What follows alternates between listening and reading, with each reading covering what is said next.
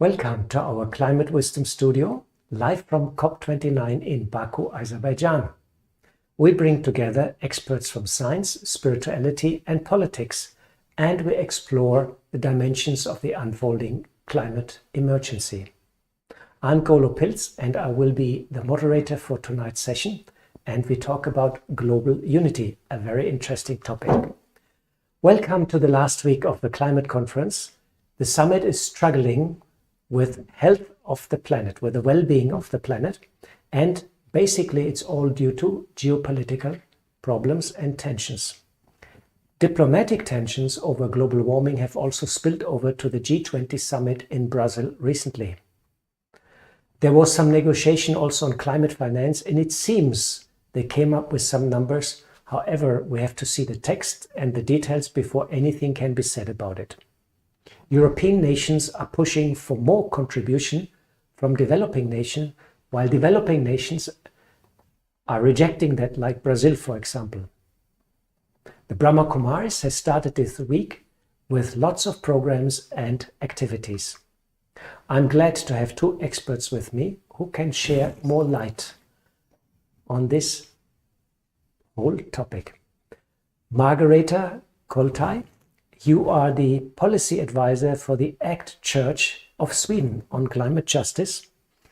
Your task is to engage in policy dialogue with Swedish and European decision makers. You have 35 years experience in the global development sector as a manager, and you lived also in Asia and Latin America for quite some years. You have also been with the Swedish government agency SIDA in Asia. Welcome, Margareta. We have also with us Sister Jayanti. You are the additional administrative head of the Brahma Kumaris, a spiritual organization with 6,000 centers in India and 1,000 centers abroad. The Brahma Kumaris is accredited since 2009 with the United Nations Climate Conference, and Sister Jayanti is also the head of the BK delegation here at the COP. And you have been also to many climate conferences since then. This brings us to our first question. Margareta, please tell us a bit about yourself and what you do at the climate conference. You are probably also engaged in the interreligious dialogue and can share some points in that respect. Thank you. I'm very thankful to be here. And sometimes I don't want to call myself an expert, because I think what I learned during my years living in Asia, the expertise actually came from the people on the ground. Very often we go abroad in development work and we think that we have all the solutions. But what I have learned is that people on the ground often knows the problems better than we, and they also need to be part of the solutions. So what am I doing? I mean, what I try to do is to bring those people and those voices to our policy makers. Because when you listen to them and their lived realities, then actually that has a bigger credibility than me somehow trying to be an advocacy person. So I hope that I can use the space we have, because we are also an accredited organization. And when I say we, I come from Church of Sweden, and actually our work is part of the development work or the diplomatic and relationship work with churches and people of faith around the world. I think what we try to do as an ecumenical movement at this meeting is to together influence our policymakers. And as I relate to policymakers in Sweden and EU, they are not so exposed to these voices. So I'm trying to do some matchmaking here on the COPs. And that sometimes gives me hope. And sometimes what we see now, it's tough. Yeah. That's what I heard also, that it's not so easy to be at the conference with so many people, and the expectations are high and the results so far not that much. I liked very much when you said that you bring the voices of the people who are most affected to those policymakers, you know, and that you're a matchmaker. What a lovely comparison. Thanks very much. Sister Jayanti, you arrived 2 days ago and spent your first day or second day maybe inside the climate conference. You are also a veteran of the process and have attended many UN climate conferences and are deeply engaged also in the interreligious dialogue. What's your first impression about the conference and what has to be done?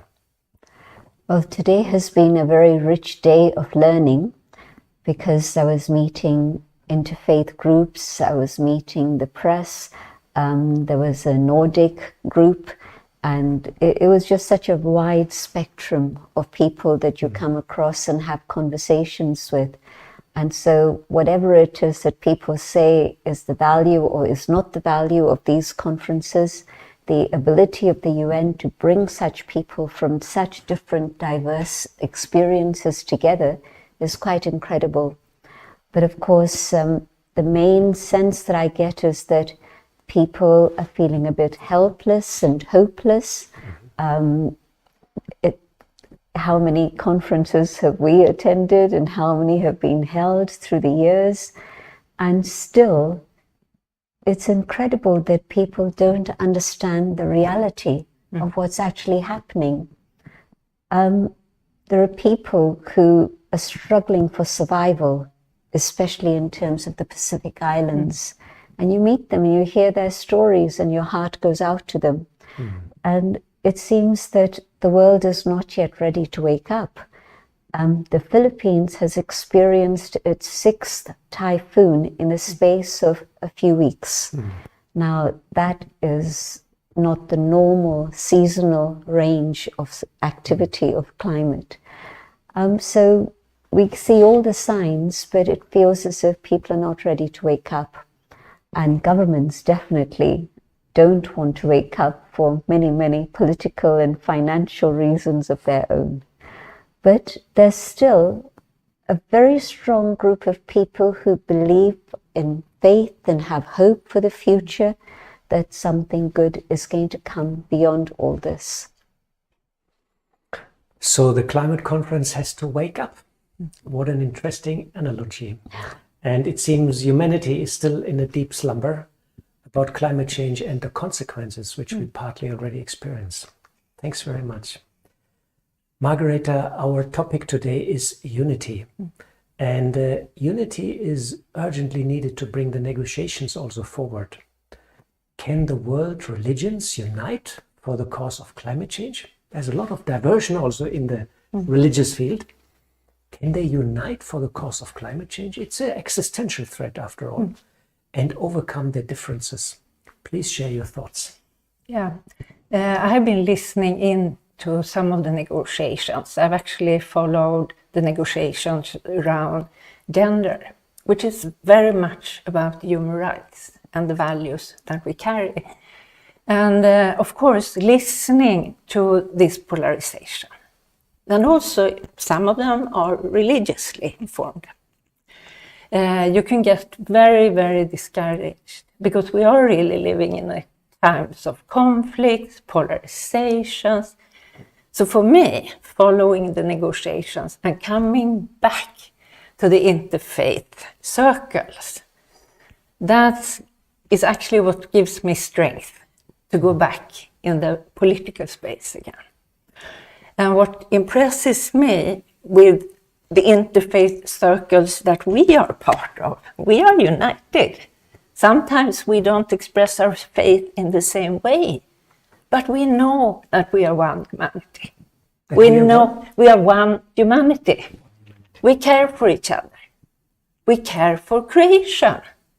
And that's enough. So in that sense, I also feel that we can serve as an example for policymakers. It's not by proclaiming my own. It's actually by seeing what is connecting us.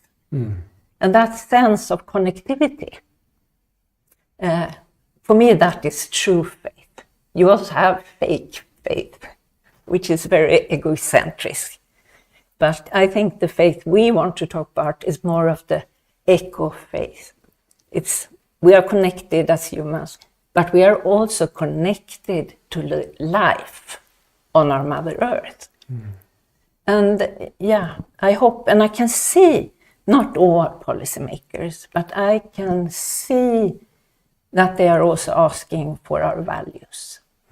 Because you can think that this is about legal framework, decisions, politics, economy. But one reason why things doesn't happen is because the values that informs your behavior is still lacking. So I think we could even fill that space even more, and we need to be brave. So let's hope that the good atmosphere in the inter-religious dialogue and in the faith community sort of inspires our politicians and our decision makers. Many of them are connected, and I'm sure they will listen. And so maybe there's a chance to make the voice of faith more heard in the whole process. This brings me to Sister Jayanti. From a spiritual perspective, unity with the divine or with God is the foundation for progress and for the self and for the world. Does the world need more God conscious in this crisis? A bit provocative question. 84% of the world's population believe in some form of a higher power. And so I think that there is that awareness, but I don't think everybody recognizes that there can be a personal relationship with the divine or a connection with the source in which we can draw that spiritual power within ourselves. And people who have faith have a practice, whether it's meditation or prayer or silent contemplation, whatever label. And what they're doing is two things. A, connecting with a higher power, but also they're connecting with their own original universal values. Our values link us together in a very deep way, but our relationship with the divine is sometimes taken over by materialistic concerns. And so although people might say, yes, I have a faith, but they don't make time to actually cultivate that relationship. And so I feel that if more people were to do that, I think it would raise the level of consciousness of the planet to a higher level. So definitely a higher state of the consciousness and the awareness of the source of the divine would bring about major shift. So let's hope more and more people at the COP develop this kind of God consciousness to bring unity in the process. I have to say that there are 4 different spaces where Brahma Kumaris have been conducting meditations. And so I'm sure that that's supporting the atmosphere. Lovely. Margareta, a little bit of a similar question to you. In times of climate emergency, religion has to bring people close to God and initiate inner healing and prepare the ground for transformation. Can you share a bit your thoughts about such a process? Yeah. I always feel so impressed about this spiritual embodiment. And my spirituality is somehow grounded in being created by God, in God's image, like all of us are. But that is also a way of finding a source of hope and vision.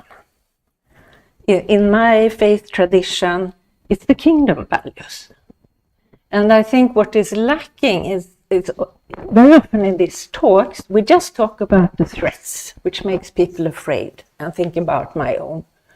But if we start also to talk about the society we want to have here, actually it's something positive.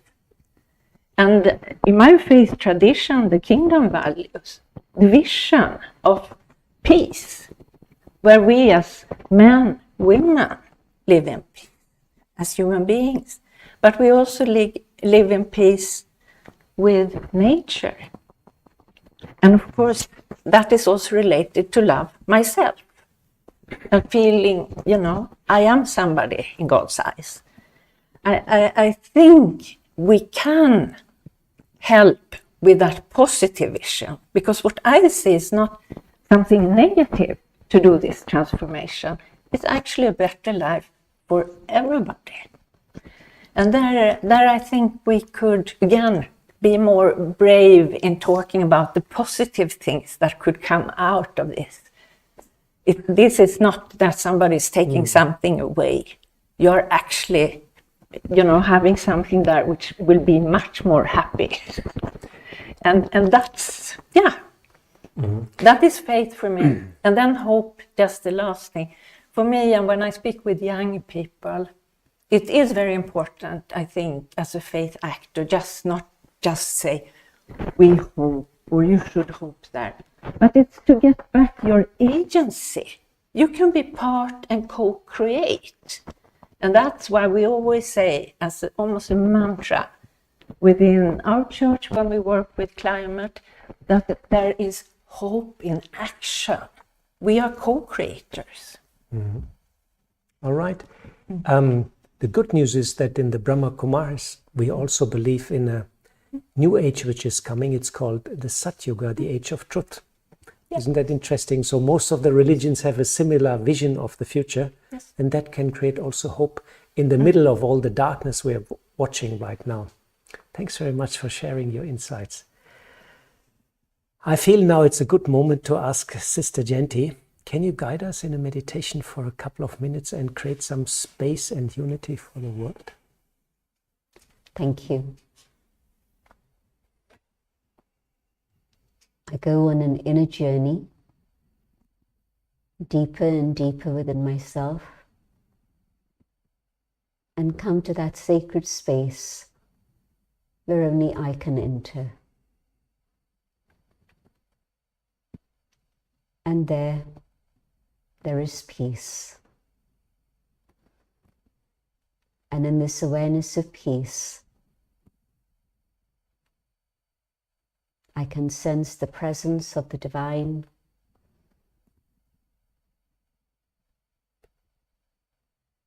and from the divine, the source, the ocean of peace, reaches out.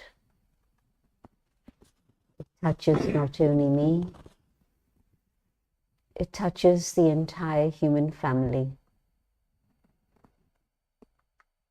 And the power of peace brings us together in the awareness of one family under the parenthood of the divine. The connection with the divine is eternal, and our relationship with each other is an eternal one. And as I acknowledge this, there's an eternal bond that holds us together. Truly, we are one family, unified through God's love. Om Shanti. Thanks, Sister Jayanti. What a lovely meditation. Thanks also, Margareta, for joining us for tonight's panel discussion. Thanks also to our patrons and sponsors, and also to all the volunteers behind the camera which make this live transmission possible. Please join us tomorrow at the same time for another interesting session on climate wisdom. Please look at our webpage for more information. Last not least, thanks very much to our global audience, to all of you for joining us, and I hope you have been inspired. And one or the other information has also been inside our discussion which was new for you. Goodbye and see you tomorrow from Baku, Azerbaijan.